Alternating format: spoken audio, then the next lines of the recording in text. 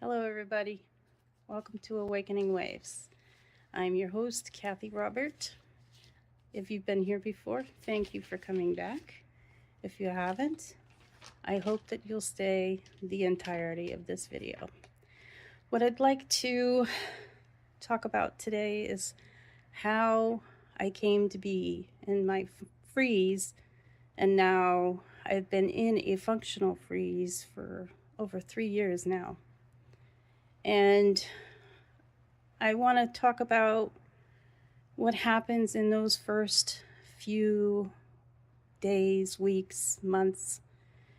In my case, I sort of had previews of different things. We all do. We all have little bits of challenges here and there throughout life. An illness, someone dies, but you're not heavily invested in them, in that, like, you're not in love with them, they're not children, they're not parents, it could be a best friend, whatever. It's just that the level that you had with them is not that big, I guess would be say. And by the way, I'm not a professional in any way, shape, or form.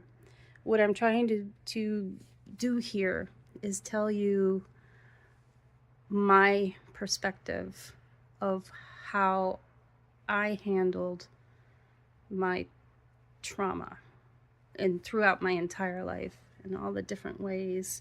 And I think the majority of people are told they have to grin and bear it, they have to move through it, they have to just stand up tall and keep moving, as if the feelings that you experience don't mean anything, that it's not important, your emotions are not important, how you feel, and stuff like that. I had my granddaughter pass away when she was 3.5 years old, and that was in March of 2016. And I didn't know it at the time, but I wasn't processing a lot of that grief. I was very busy trying to make sure everyone else could move forward in their lives, especially my daughter, whose daughter passed away. She went into a very deep depression, and she had a 3-month-old daughter who she couldn't take care of because she was in such a deep depression. And, grief will do that for you. It was very difficult.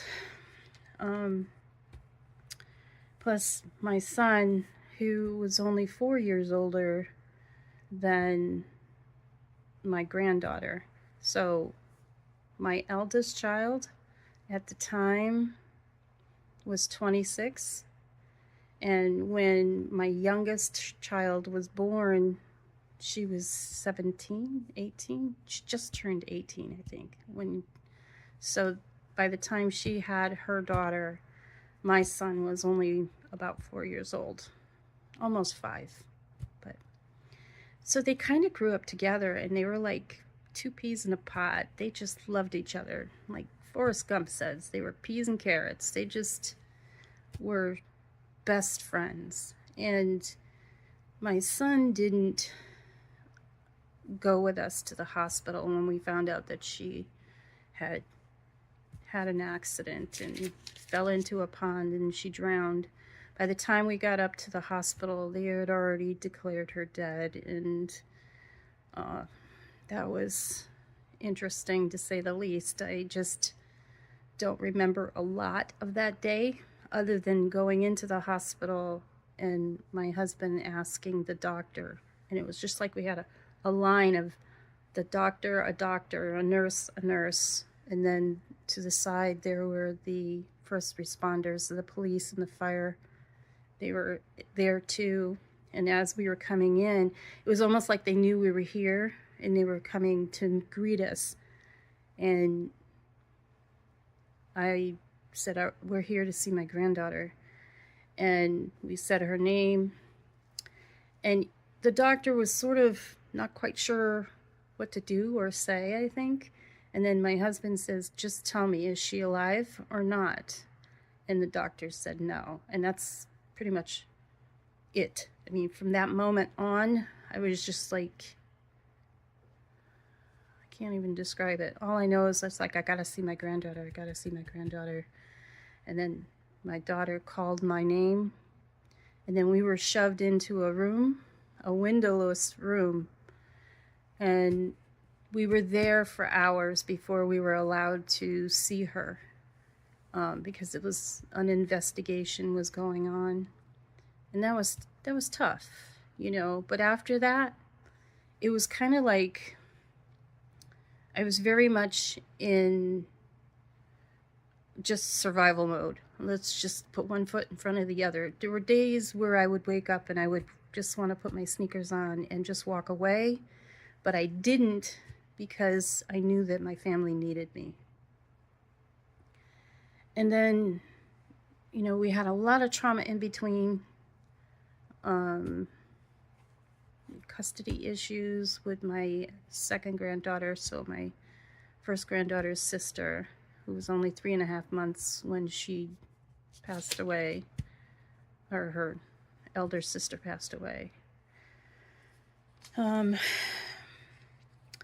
didn't understand what I was going through. I think I was going into the grief and then the depression, but the depression was heavier for me. And I didn't realize that I started stopping things. I was very tidy in my house, you know, dusted every weekend, you know, vacuumed, swept floors, washed floors, kept the bathroom clean, the dishes clean, cooked dinner every night. And slowly over the years, I stopped doing a lot of that stuff. And, you know, my husband sort of tried to pick up the slack there, but even he was having issues too. I mean, all of us. I have 3 children, and we had my husband and myself. So there were 5 people living here, and the custody issues, we eventually, my daughter won custody of her, and she was back here. So we had 6 people in the house again, and there's just a lot of stuff going on. And then in 2021, we had COVID, which had everybody home, which was, you know, big noise level from the kids while my husband's trying to work and have meetings and trying to keep everybody happy and low key, not easy. I know a lot of parents went through that. Single parents, God bless you. Then he got sick again. My husband had cancer in 2011, and then he was diagnosed with cancer again in 2021 in the spring, early spring. And I think I started freaking out a little and didn't really understand that for what it was. And in hindsight, it was clear that I was freaking out. It's like, what do I do if my husband dies? How am I going to support myself? I've been a stay-at-home parent since 2006. I don't have a degree. I was slowly working through a degree, but we had so many things happening that I had to constantly let it go and then pick it back up and then let it go. Right now, I'm 3 courses under a bachelor's degree in English creative writing. And that's a whole other thing.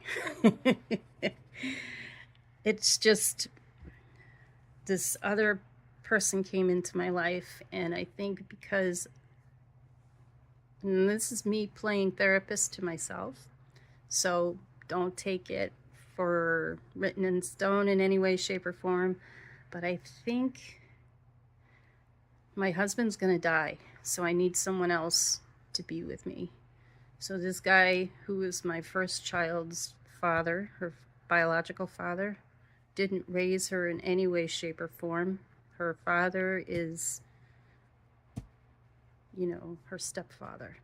He's the one who's been around for almost her entire life. So he came back into our lives. He got her through Facebook, and then I started talking to him on the phone, which was the big mistake, because it was like a switch went on, and instead of paying attention to where I needed it to be, I started paying attention to him, and I developed feelings for him. And I still feel like those feelings were very much genuine, but misdirected, I think. Excuse me. Thank God for water.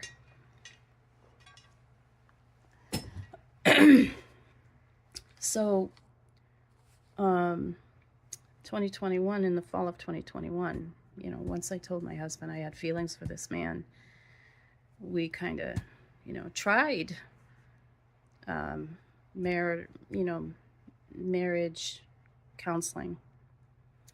I didn't feel like I was in an even field. The guy who was the therapist felt very on my husband's side, not trying to get to the bottom of why I would go outside of my marriage. He just picked sides, and I felt that way. I felt it, like his demeanor and everything was just not very well. And we discussed, are we going to continue this? I'm just like, why? I mean, clearly I'm in the wrong here. It doesn't matter why I'm in the wrong. Nobody's thinking about that. It's just that I'm in the wrong. And it was very polarizing and traumatic all by itself, telling, when you have somebody accusing you of something, even if you did it, to live in that accusation all the time and to be looked at as if you're some terrible, terrible person. I was just hurting. I was just, and I can go on and on about that explanation, but that's not what we're here for. What we're here for is that my husband eventually left, and at this point he had another relationship, and they're still together today. So, he found another person, and that's great for him. But in the meantime, I'm here, and after he left, we had decided, my daughter, myself, and we took her daughter, my granddaughter, down to meet him. And he lived on an island in the Caribbean. And the situation down there was not the greatest situation to be in. And I wasn't thinking very straight. I just wanted to see him again and to feel like I had something concrete to plan my life with. And we went down there at the middle to the third week of October, and it did not go well. He was very disappointed because my daughter, because they were basically poor. They didn't have air conditioning. There was no place to be comfortable. Not to mention they have gargantuan, huge bugs, like this big, roaches, and mosquitoes, and it's very humid, and it's overwhelming for someone who doesn't live down there full time. And I've been in the poorhouse. I'm in the poorhouse right now. I'm doing better than some. Some people are doing worse than I am. And it's not all about that. It's just the fact that they were living in, poverty.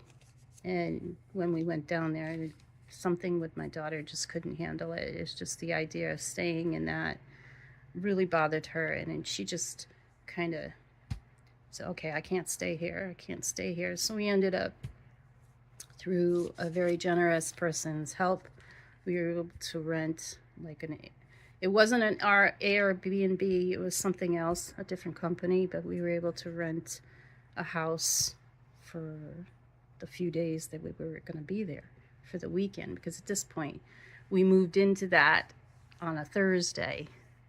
I had communication with him that Thursday afternoon, and that was it. He cut off all communication. I had no way of getting to him unless I was to walk, and this particular area is horses, dogs, cats, and roosters. Everything is just kind of all over the place, and my biggest concern were the dogs. And I mean, I had my GPS. I could probably have found him, but it would have taken me a while. There's a lot of hills and dales in these islands, and he cut off communication with him. And the friend who got us from the airport, the little airport that they had there, didn't want to bring me to go see him. He didn't want to be part of that. And he still had to bring us back to the airport on that Monday morning. So it was terrible when someone ghosts you like that. And then he ghosted me for the rest of the following week. He didn't talk to me in any way, shape, or form. The thing is before I left that house, before I left his house, he showed me that he had a blister on the bottom of his foot that had popped. And while his foot was incredibly clean, the area around the wound was very, very bright pink and warm to touch. And then on the top of his foot were pink striations. And I just knew right then and there. I said, oh my God, you're like completely infected here. You're probably sepsis. You need to go to the hospital. And this island didn't have a hospital. He had to take, what do you call those things? A boat. It's not a boat. I forget what it's called, but he had to take one of those to the bigger island that had a hospital. And I've been told in hindsight that he probably would have lost his leg. He died, but I didn't know it right away either. I had my daughter call his friend. So he died on the 28th. We left on Monday. 28th would have been the 23rd. Monday, Tuesday, Wednesday, Thursday, Friday. So 5 to 6 to 7. No, it would have been the 24th of October. We went home on the 24th, and he died on the 28th. But I didn't find out until the 30th of October that he died that afternoon. And they didn't do an autopsy on him, but they think, I guess, he said that he died probably from a combination of heart disease, diabetes. There's a whole list on his death certificate. And what's really sad is that his family never tried to get in touch with me. I probably, the day before I found out, I had said to my son, for all I know, he could be dead and I wouldn't know. And I had that feeling. I mean, for several days, I had that feeling, something's wrong. Something's terribly wrong. And it wasn't even the fact that he was ghosting me. He had a habit of doing that. And I was so determined to make a relationship successful that I let those red flags go, I was so determined to make it successful. But when I found out, I remember watching a movie where a woman found out her son had died in a war, and she just fell to the floor, and she was just like putting her dress up over her head, and I'm like, oh my God, what is she doing? And so okay, I had to stop for a minute there. My son brought me some dinner. I got frozen French bread pizza. Don't have that very often, so it's pretty good but where I left off was that after I heard he died, and I just thought about that part where the woman in the video, or the movie, she just fell to the floor and just got hurt. I thought that was so dramatic. I said, that's a movie for you, right? Well, I was dramatic. I fell to the floor. I was sobbing. I was crying out his name, and I stayed there for a long time. I couldn't begin to tell you how long. I know I did a Facebook post about his death. And I just, even almost from the beginning, I realized I felt completely alone in that grief because my kids didn't know about it. They didn't have any contact with him. They had no idea who he was other than what I would tell them. And, his daughter just met him that first time. And then when she was an infant and, we went our separate ways, she never got to see him. So, that first week after, so this was a Sunday, and I don't remember.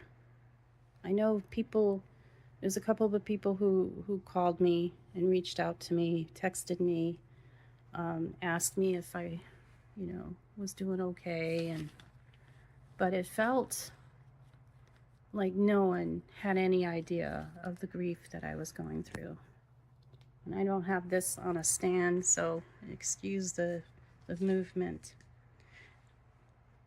That first night, what I do remember is it's dark, it's quiet, everybody's asleep, and I'm breathing. I can hear my breathing. There was, at the time, it was still pretty warm. End of October, we were having warm days, I think. And so I had my AC on, and just the noise of the AC. But the way that I had my head on the pillow is I could hear my breathing. Like, when you go like this, you can hear yourself more. And at the same time, I could hear my heart breathing. And my breathing slowed down, and I let it slow down. And I could hear my heartbeat slow down. And in my head, I kept saying, I'm so sorry. I'm so sorry. I should have stayed. I should have stayed. And I really put a lot of that on me. He's a grown man. He was a grown man. He should have gone to the hospital. For whatever reason he didn't, that choice is his. His choice was to die. The people around him, they either had a lack of caring to that degree, or they had no idea just how sick he was.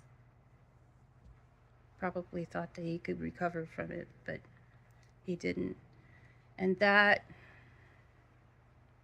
being so alone in that, it felt horrible. It was just as traumatic as his dying. The fogginess that comes along with it too. Don't know what to do. The only thing I heard from his brother was, we have his ashes. Do you want them? Are you sure you guys don't want them? Nope, they didn't want them. So I paid some money and they sent the ashes to me. And I got his death certificate too, which helped, gave me a lot more information, and it made it a little more real. But I kept thinking there was a sort of like attachment of reality.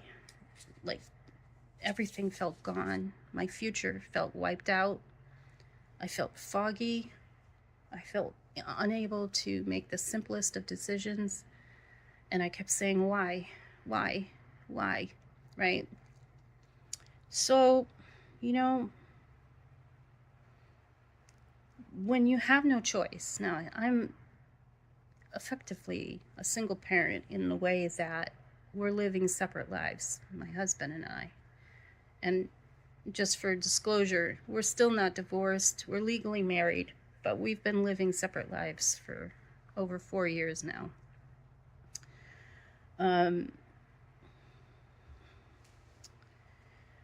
I just felt like everything was too hard.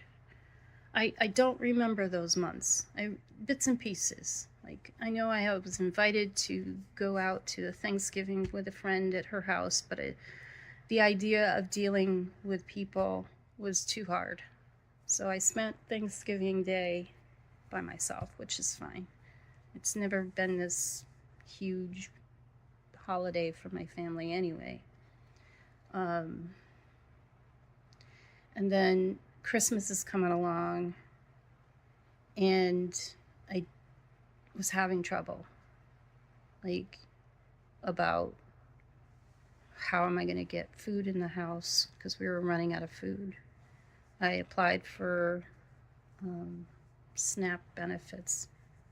I applied for cash benefits. I applied for heating assistance. I tried to get a job, and right then it just felt like it was way too much for me to even think about getting a job, which is ironic, really, because I had just gotten a job before I went down to visit him. And when I came back, I was supposed to start training that following week, and no way. There's just no way I could have gotten out of bed for that. I did take my son to work, but I don't remember that. There's a lot of stuff I don't remember. Christmas was different, because the father, my husband wasn't here to celebrate that first Christmas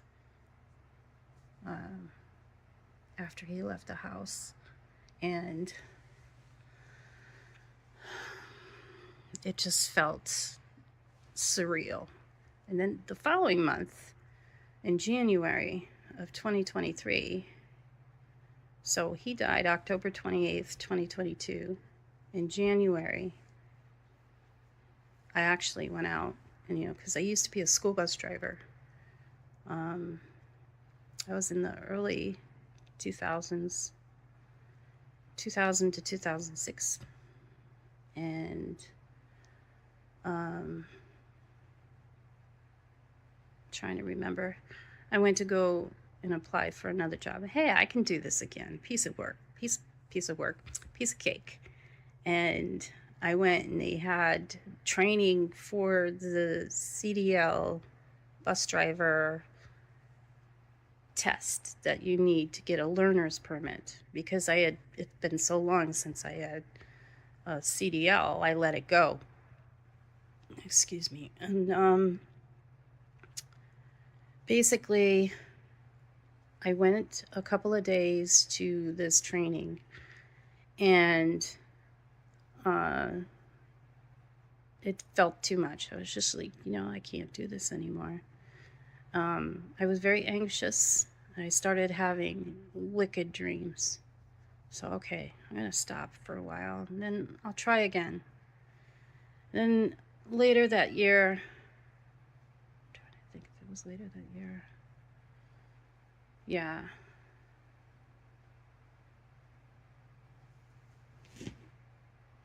It's hard to remember.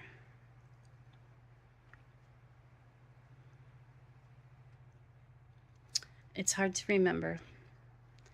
I know I tried twice to be a school bus driver, each time with a different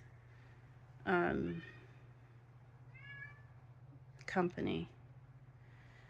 Then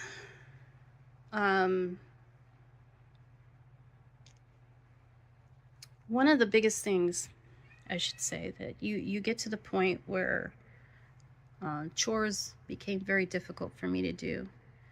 My daughter ended up moving back into the house. She had left actually just a few weeks after he had died. She went to move in with someone, and her daughter.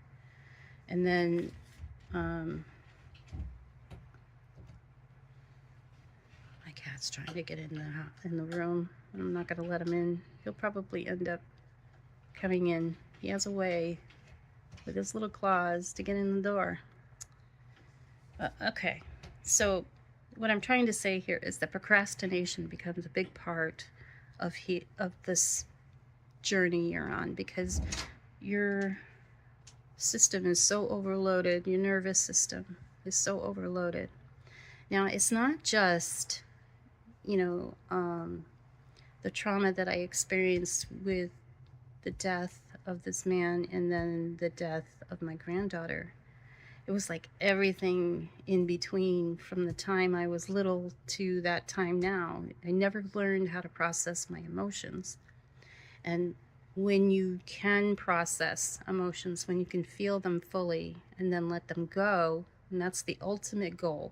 It doesn't work out that way all the time, of course, because we're human after all. It's almost like I had like a cork on top of a volcano or something, or maybe a nuclear weapon dropped into the vicinity of my life and wiped out everything, including everything that I used to do. I kept this house tidy, and then now I'm not. Now he's trying to steal my pizza. Psst. No, Gigi. Gigi is our cat dog. He thinks he's a dog. He can fetch. And I kind of re-traumatized myself. I would be triggered very quickly with people who would accuse me of being lazy. And that was a big problem because I used to be very tidy in my house. When I was younger, in my younger 20s, even when I lived alone, it was just me and my daughter, I kept my house clean. But then when I started living with other people, because I moved back in with my mom and my daughter, there was 4 of us in that house. My younger brother was living with us too. And we still kept the house clean, It was a little cluttered here and there, but for the most part, it was clean. And then I got married, and I was pretty good at that too. There's some clutter, for the most part though. Floors were swept and washed. Laundry was done in a timely manner. Dishes were done every day. Everything like that. But now, my kids grew up with a mother who did everything. And very rarely did I insist that they do chores. They learned how to, wash dishes. They learned how to load a dishwasher. They learned how to clean up after the cat, in the kitty litter box, and make their beds and clean the bathroom, clean the toilet, stuff like that. They learned how to do those things. But for the most part, I did it. And sometimes, my husband would do it too. But he worked full time, and the purpose of me being a full-time stay-at-home parent was to take that extra load off of him so that he wouldn't have to worry about it, because his job was very demanding. He's an IT guy, and I swear in his position he's like a doctor. He's always on call, and that's just the nature of his job. And it's like, whatever, if I can help him and keep our family going, that was what my job was. And the only thing is that in the interest of keeping everybody else going and well, I sort of forgot about myself. And so, I want to really stress though, procrastination more often than not has to do with your nervous system than it has to do with laziness. There are people who don't do things, who truly are lazy. They just prefer not to do it because they don't want to do it. It's inconvenient. But for the most part, people who don't do things like that, it's just one little thing that feels like it's 1,000,000 pounds. It's just very difficult to do. Then you put it off, and you put it off, and you put it off till you can't take it anymore. And then you go to do something, and it's not enough. You have to be perfect, you have to clean up, do everything. And that was something I battled with a lot. I battled with guilt on top of that grief. I battled with depression and anxiety. I'm not doing enough. How am I going to feed my kids? How am I going to work this out? How am I going to look okay? But that's, the thing is that you do look okay for the most part. You take a bath, you take a shower, you clean your clothes, you go out and you do errands, and you can talk to people. And some people even have a job and they can work their job. But I hadn't worked in a while. And actually, before my husband left the house, I was starting to put off the calls and handing them over to him to do instead. And he would get to the dishes before I did. And, laundry would be done by him sometimes too. And he was getting resentful, and I don't blame him, because this was my job for the longest time. And then here I am letting it go. And on top of that, I had feelings for another man. I let our marriage go. And that was very difficult for him to process that. And so when you're in this functional freeze, you have trouble making decisions. You feel stuck in your body, like you're in a chair and you're mindlessly scrolling through Facebook or on TikTok, or you're playing a game that doesn't have any interaction with it whatsoever, just to keep your mind busy so you don't have to get stuck into your thoughts. But then at the end of the day, you lay down and say, okay, what did I do today? I didn't do shit. I'm a lazy biatch, and you feel sort of numb. But that frustration with yourself is huge. You would have more patience for anyone else around you. You'd have patience for the guy in the car cut you off more than you would have patience for yourself, and sometimes I couldn't act. I couldn't do,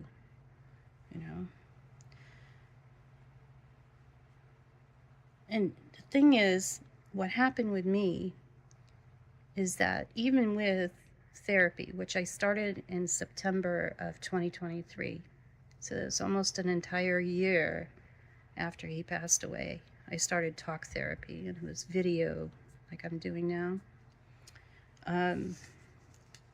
It was great to talk to someone. So don't feel like you can't talk to anyone. The problem with therapy or any kind of doctor thing is that you have to do copays. And I was not in a position financially to do a copay. So I had to ask my husband to do which didn't go over well, but he managed. He did it anyway. He did a lot of things for me. And I still feel a lot of guilt for that. Like I shouldn't be asking him for anything. And that's a whole other thing that we don't need to get into now. Be detached. Like sometimes my kids would be going through something and I'd be like, when, before all this started to happen, I would be able to sit down and say, okay, what's going on? Do you want to talk about it? Now I'm doing better, but that first year and a half, 2 years, it was not easy. My mother was also dying at this point, actively dying, and she passed away in August of 2023. And ironically enough, I guess you could say, or just strangely enough, when she passed away, I felt more relief in that she really suffered through those last 5 years of 5, maybe 6 years of her life. She had a lot of pain from arthritis, and she had scoliosis. Plus, nobody could figure out exactly what she had going on. At first, she was diagnosed with Parkinson's, and then she was diagnosed with something else that I can't remember.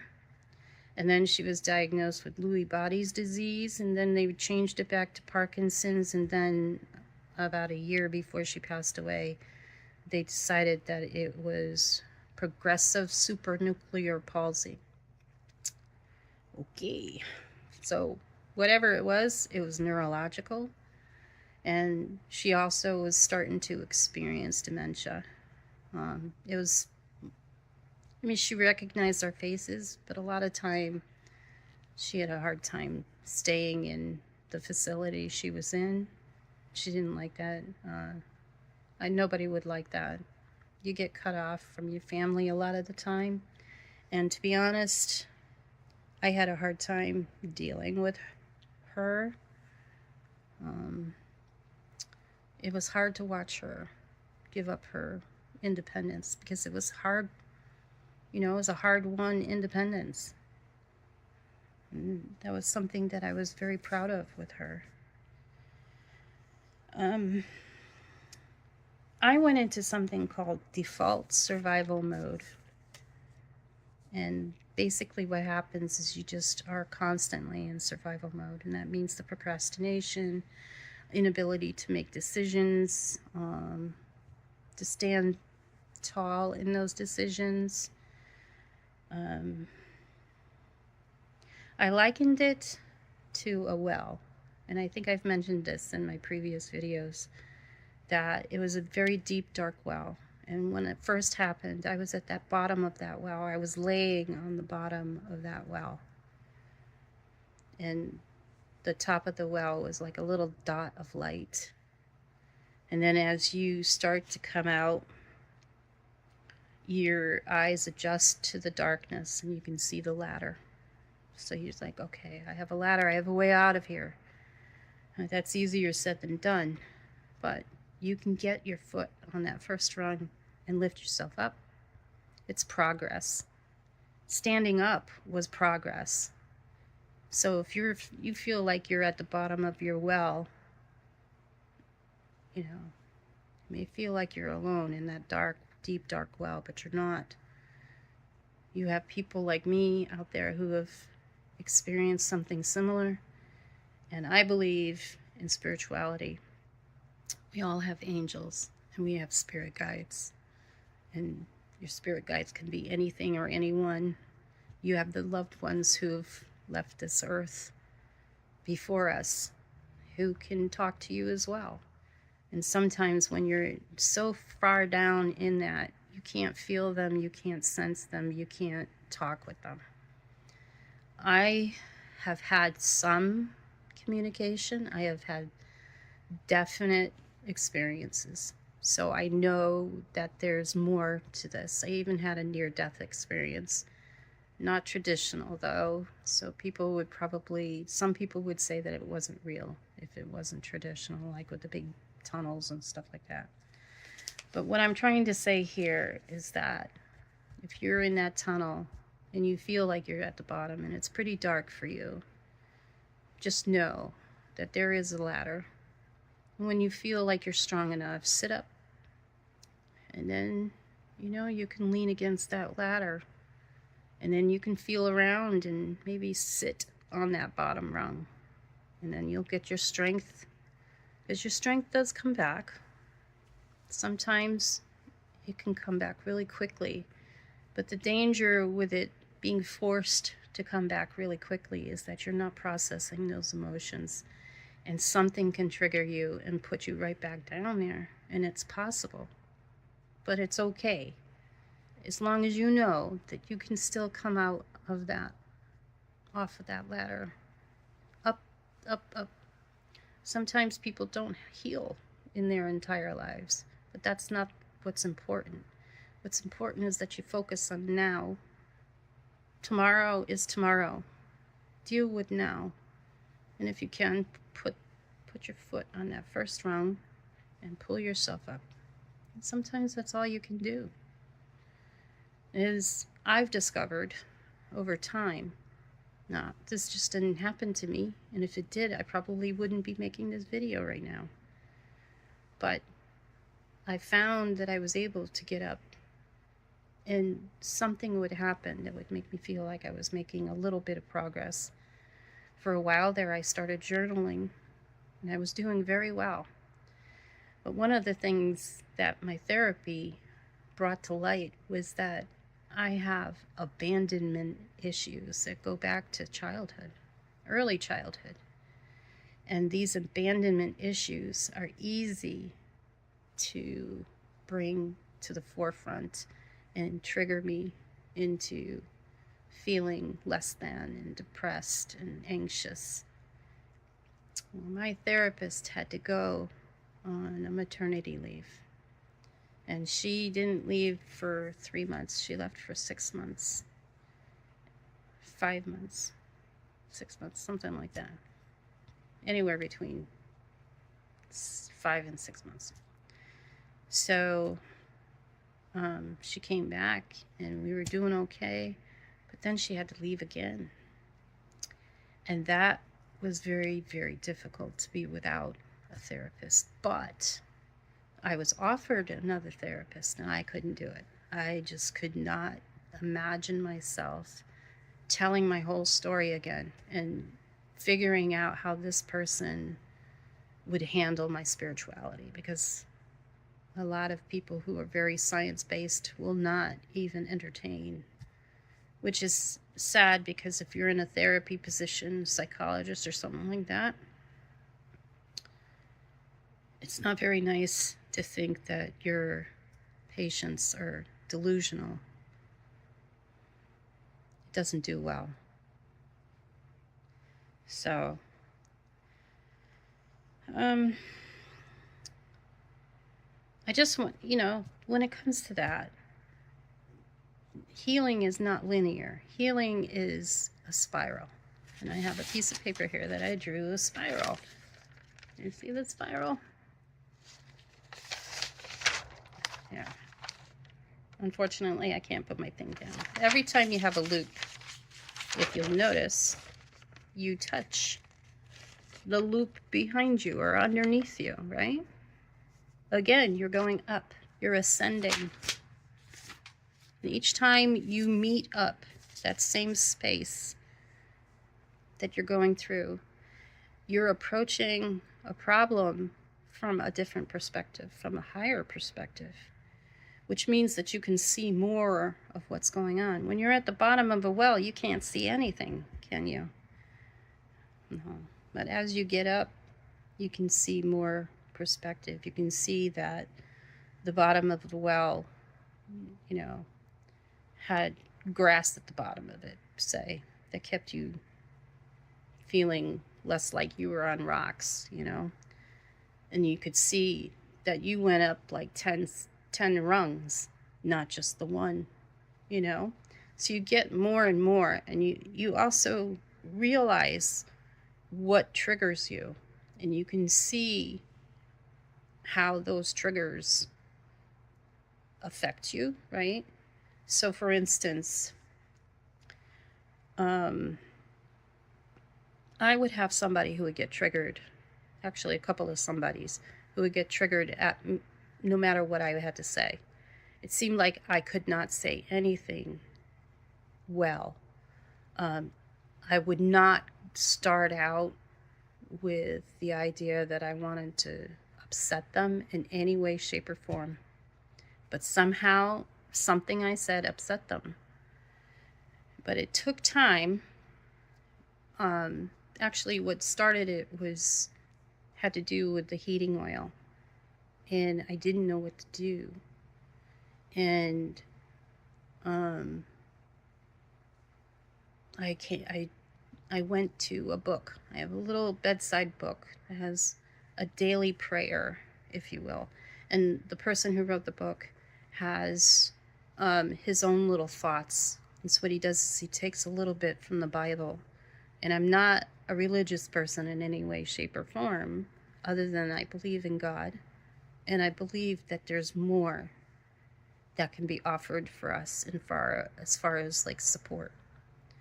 And basically, the lowdown of all this was, if you can step back away from whatever upsets you, what triggers you, you can take a higher look at what is going on. If somebody is triggered by something you did, it has nothing to do with you. How they react to, I said, I can't think of anything at the moment, but if I said something like, well, I hope you have a good day, and I mean it, and I know I meant it, and I meant it in the most wonderful possible way, but they took it as something as sarcasm, they're going to come back at you, right? But that's about them, because they're not hearing you from your space. You're sitting here and you're all sunshine and rainbows, and they're sitting there under their cloud with rain pouring down. They're not going to look at you the same way that you're looking at them. So I learned how to take those moments where they would get triggered with me and realize their level of healing from whatever they're going through is not the same as mine. I'm choosing to learn from my mistakes. I'm choosing to learn how to respond instead of react. It doesn't work all the time because, I've got people, my children, for instance, and even my dog and my cats, something about them sometimes just rubs me the wrong way, right? I'm sure I'm not alone in that.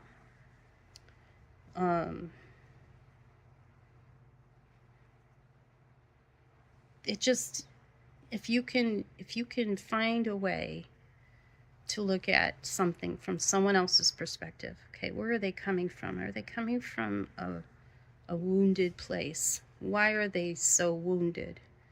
You're more likely to come from them of a place of forgiveness, which means that you can give them compassion and empathy, which means that you're no longer in this space of upset. You're not anxious, you're not, you can kind of separate yourself from those heavy emotions. No one says that you have to be in that all the time. When you go through something like somebody dies and you're grieving them, okay, but you might get triggered from something somebody else does, and you're triggered because it brings up those feelings, those terrible feelings of grief. Grief is very overwhelming. It's so sad and it's so heavy, right?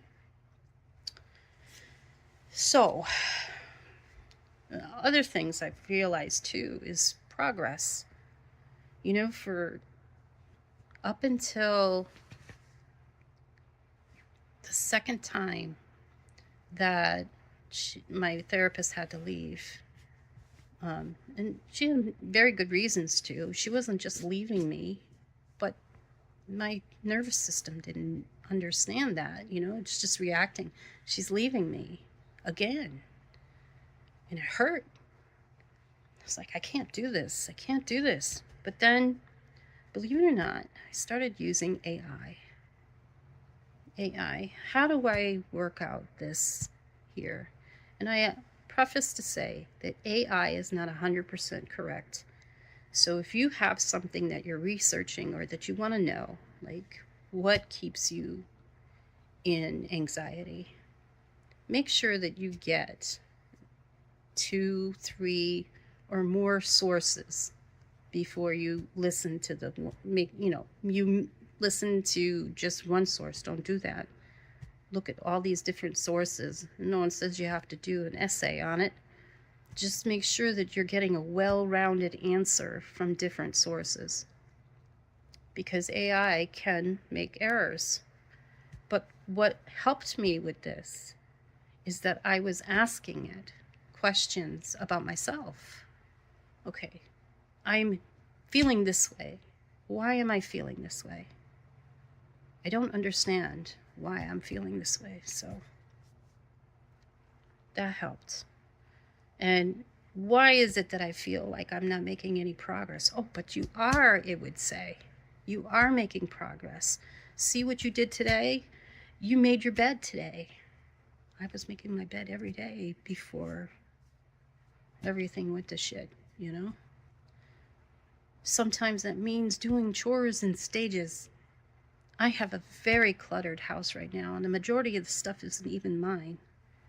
But that clutter keeps me feeling stuck. So I do little things. Like the other day, I just cleaned the top of this cabinet that I have I have these baskets that I keep onions and potatoes in, and then I have my microwave. It became a catch-all. There's so much crap on there, not to mention peels of onions, and I also keep flour and some sugar on there too, and that was all over the place. Not to mention none of my kids felt like they had to clean the microwave, which was disgusting to clean, mind you. But I did it. And here's the thing. When I do something big like that, I have to take a day or two to recover. Now, that wasn't me for a good 57 years, 56 years. It still bothers me though. I rest better without the guilt. This past weekend, for instance, I was in bed almost all weekend because I had started to do the cleaning of my pantry area. I have a big cabinet and I have another shelf because we don't have a lot of cabinets in the kitchen. And so we've got shelves and we've got a cabinet I bought for cans and box goods and stuff like that. And there's a lot of stuff that needed to be sorted through. And I started doing that. But then it became overwhelming. And I haven't touched it since. And so that's my goal for this coming week, is that I'm going to finish it. What I've done that I'm proud of is I've been making my bed every day. This is going on, it'll be the 3rd week on Monday that I'll be starting to do that. And that's important. It's just little things. You don't have to force yourself to do anything big. And if you have a big thing to do, like I need to work on my outside of my house. I'm starting to look like I'm in an abandoned house because I used to keep, the yard clear and things trimmed. And so I have to work on that. But I can tell you that just the idea of the scope of it upsets me. It makes that inside anxious and, like, oh, I can't do it. But I know I can if I do it a little bit at a time. Like tomorrow, I'm going to take these little snippy things. I have this vine that's trying to choke my azalea. So I got to go and take care of that. Cooking a simple meal. Do you know I hate cooking? Before he died, I cooked almost every night. I think it was actually my husband leaving that kind of, okay guys, I have adult children in this house. One of you can cook dinner. And gives them the experience that they need. Not that they didn't know how to cook. They've learned from early teens, but they didn't have to cook because I was doing it, So I started giving the chore to them. And then we have a lot of nights where it's everyone for themselves. Make whatever you want. If it's not frozen, then it's up for grabs. So it's very important that you get patient with yourself if you're here. Because you can look at yourself and say, you lazy, fat, lazy bitch. And I've said that to myself a lot. But I'm not a fat, lazy bitch. I may be overweight, but I'm not a bitch. Not unless you invoke that out of me. You're going to start messing with my kids or something.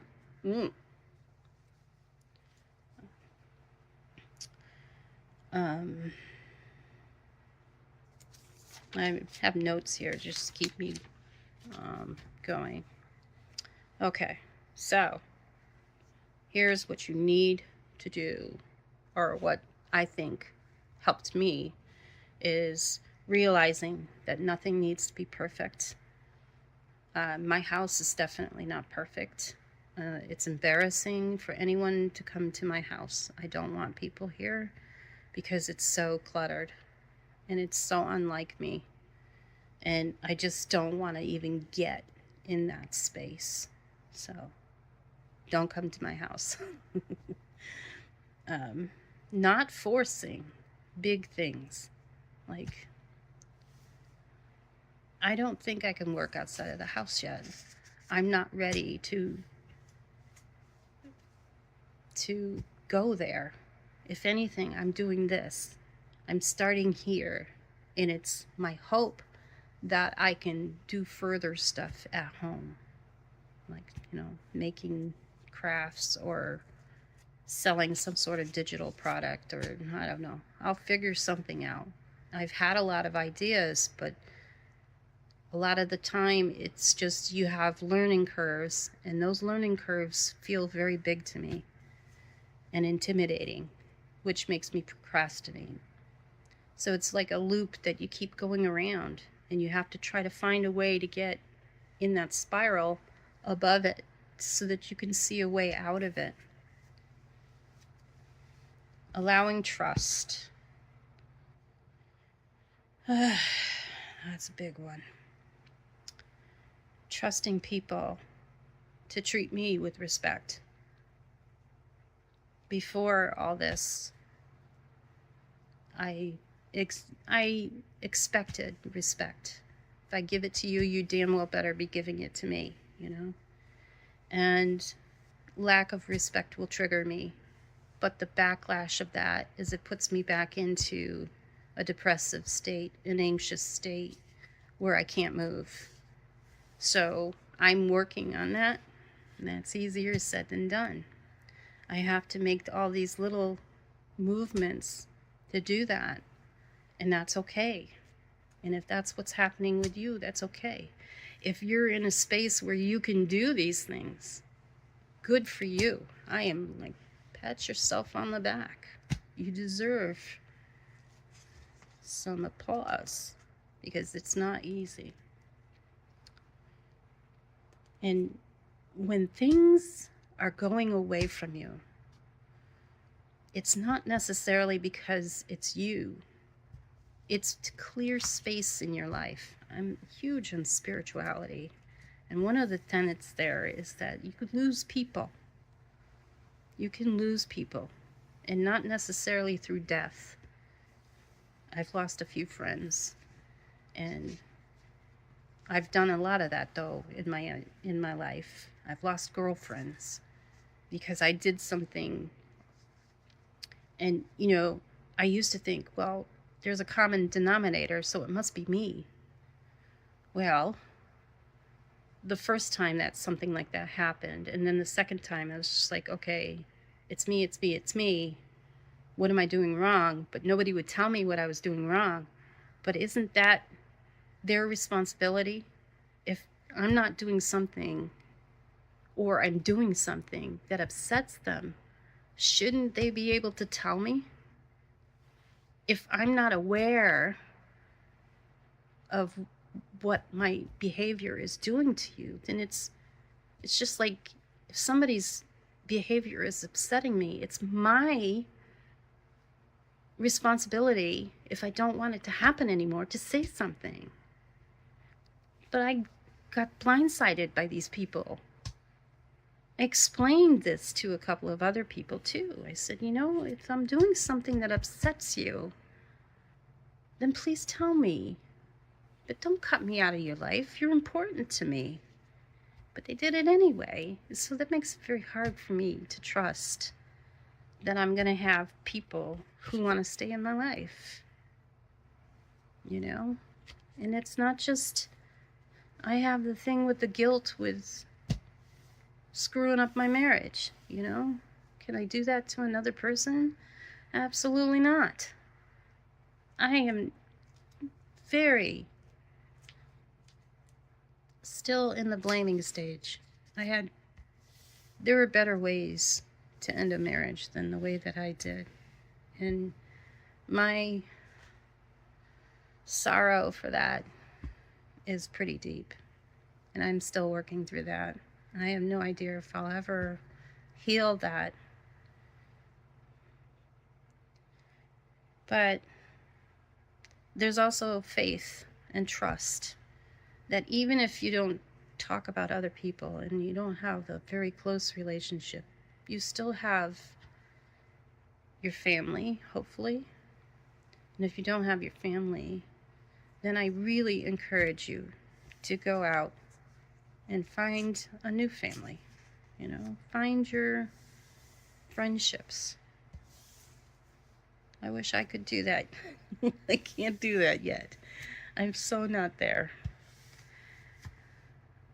And I hope someday I can tell you that, yeah, my life is better because now I have friends.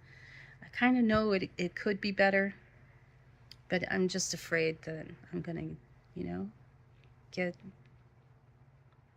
dropped again. And, I'm here. I may not be in front of you face to face, but I'm here. And you can leave a comment. And on top of that, it wouldn't be nice if you subscribe to my channel.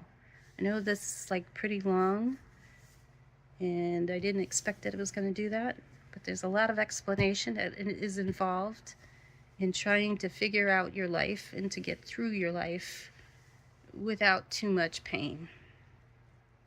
So, on that note, there is a number in the United States and Canada. It's simply 988. 988.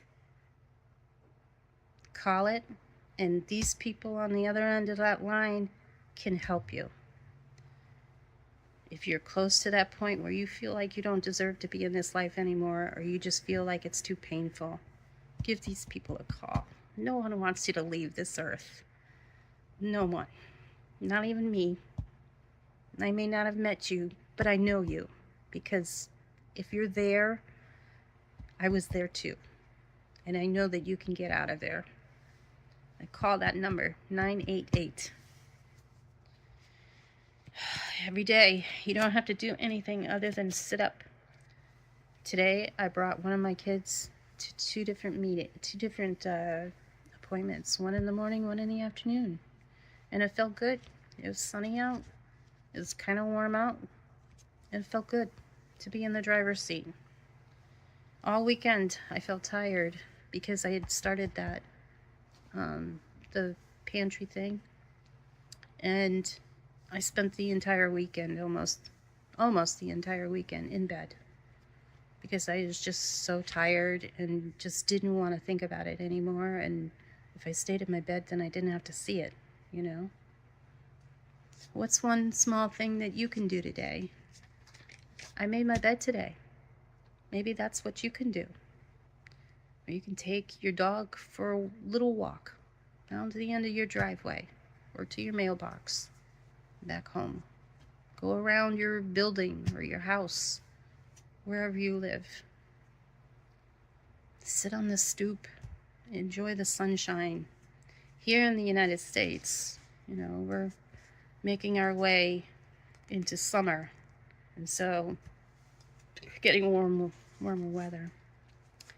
I'd like to leave you with something that most of us know. This man, Fred Rogers, Mr. Rogers' Neighborhood, he said, "Some days doing the best we can may still fall short of what we would have liked to be able to do. Doing what we can with what we have is the most we should expect of ourselves."